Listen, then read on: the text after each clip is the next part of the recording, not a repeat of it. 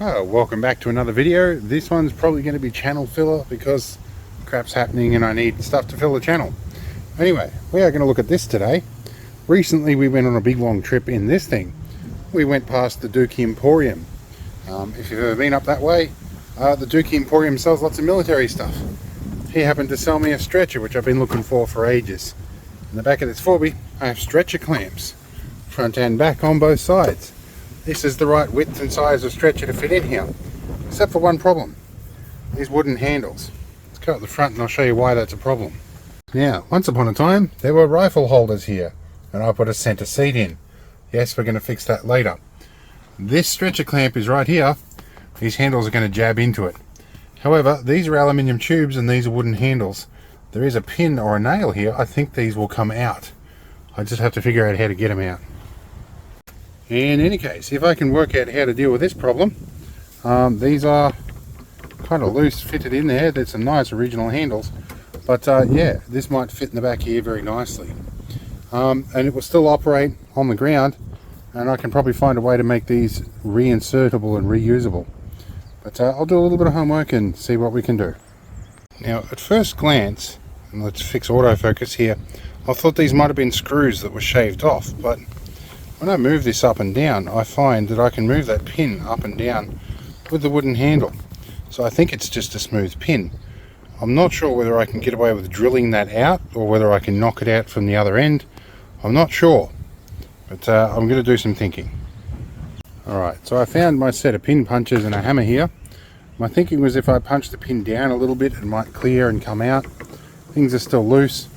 But I've got it in far enough now that I think I can get some drill bits in there and drill the pin. Maybe that'll work. Okay, after a short bit of drilling, the handles come out. That's nice. Now I think I can probably find a way to make these reusable, but the handles for now aren't going to be much use because I don't plan on carrying people around with it. But I would like it to fit in this stretcher clamp, so let's continue with the other three. Alright, so number 2 didn't come out so easily. A bit of snapped a drill bit because obviously these pins are hardened. This is aluminium. So yeah, when we do it, we'll probably be going in from 90 degrees and I'll probably put a screw in. Alright, number 3 came out perfectly. I used my small pin punch, so I used this thin one to bash it just below the surface of this. Then I took the one that fits perfectly and smashed it real hard, and it came out just nice. This one's being a bit of a problem child, but we'll work on that. Alright, number 4 walked off the pin and disappeared into nowhere. The problems with using steel pins in aluminium. I do know a guy that's good with TIG welding. He can probably fill that hole. But for now we want to see if it fits. Of course, this vehicle is also my shed on wheels, so there's so much junk in here. It's not funny. What we're going to do for the moment here is loosen these brackets up. We'll do the one up the front there and we'll see if this fits in. Alright.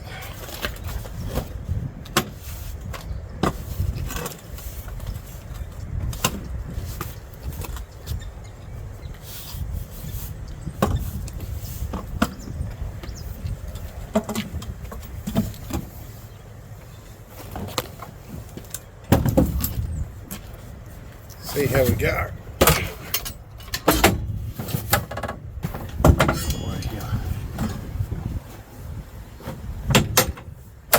Alright, that will clamp in.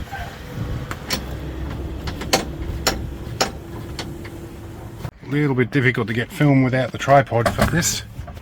Now we are wedged against the back of this seat right now. Maybe the whole thing needs to go that way slightly. Alright, and there you have it. You have a stretcher in here. I do need to remove a whole bunch of junk out of here so that I can actually get back in here to lay on it. It does overhang a little bit.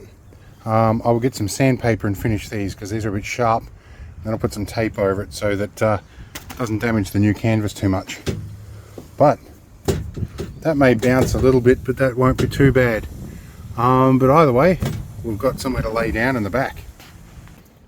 Alright, now I have to fold the tailgate down to get in and then up again so that this doesn't fall down. But I'm pretty sure I can climb in here. There would be no room to spare if you had 2 people in here. There's 2 sets of stretcher clamps.